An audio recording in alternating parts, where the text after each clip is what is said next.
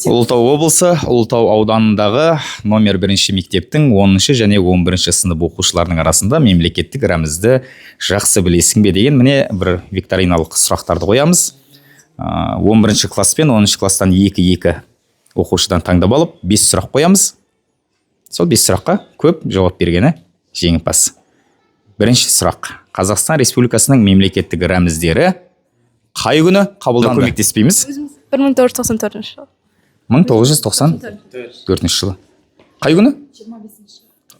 Жоқ, 1992 жылы 4 маусым біз мерекелейтініміз. Бірінші сұраққа ешкім жауап берген жоқ. Екінші сұрақ. Ал енді оңайлау сұрақ қояйын. Қазақстан Республикасының мемлекеттік туының авторы кім? Нәжімеденов Ниязбек. 10 сынып. Ал екінші сұраққа да өкінішке орай жауап жоқ. Үшінші сұрақ.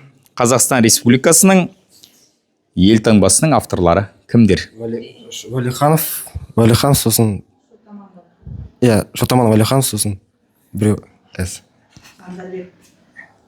Жандарбек Мәлібеков. 11 сыныпта бір ұпай. Келесі. Қазақстан Республикасының әнұранының авторлары кімдер? Шәмші Қалдаяқов. Сосын Нұрсұлтан Назарбаев. Нұрсұлтан Абишевич Назарбаев. Сосын Жұмекен Нәжімеденов. 10 сынып 2-0. Ал, тағы бір сұрақ. Оңай сұрақ қояйын. Қазақстан Республикасының елтаңбасындағы жануар қалай аталады? Пырақ па? Тамаша, міне 5 сұрақ. Олай болса 2-1 ұпайымен жеңіске жеткен 11 сыныптың оқушылары. Тамаша. Ал, бізде екінші тур сайысқа түсетін 10 және 11 сынып оқушылары. Дайынбыз ба? Сұрақ. Қазақстан Республикасының мемлекеттік туындағы қыранның мәні не? Қырандай биікке самғау, елді дамыту. Аспан ашық болсын. Ерікті мемлекетте тұру. Тамаша. Екеуіңізге де қабылдаймыз. Бостандық, еркіндік, биіктік. Тамаша. Екеуінде де бір ұпай. Келесі. Қазақстан Республикасының елтаңбасындағы шаңырақтың мәні не? Керегесі биік, бірлік, Тәуелсіздік. мемлекеттердің бейбітшілікте тұруы. Көп ұлтты мемлекет болғандықтан. Шаңырақ ол отан, бір отан, бірлікте тұру. Сондықтан екеуіңізге де бір ұпайдан. 10 сыныпта да 2 ұпай, 11 сыныпта да 2 ұпай. Ал енді геральдика деген ғылым бар. Ол нені зерттейді? Геральдика нені зерттейді? 10 сынып және 11 сынып оқушылары. Геральдика нені зерттейді? Эмблеманы. Нақтырақ?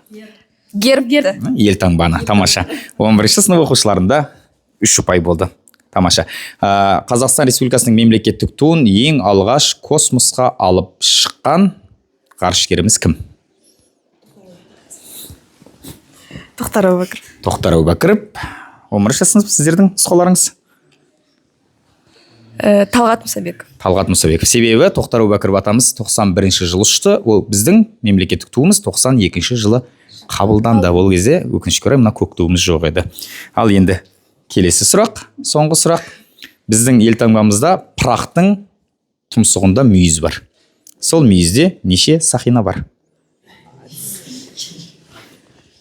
6 сақина бар. 6 сақина дейді. 10-шы сынып 7 сақина дейді. Ол біздің 7 атамызды құрметтейтінімізді, 7 санын құрметтейтінімізді білдіреді. Сонымен жеңіске 11 жетті ма?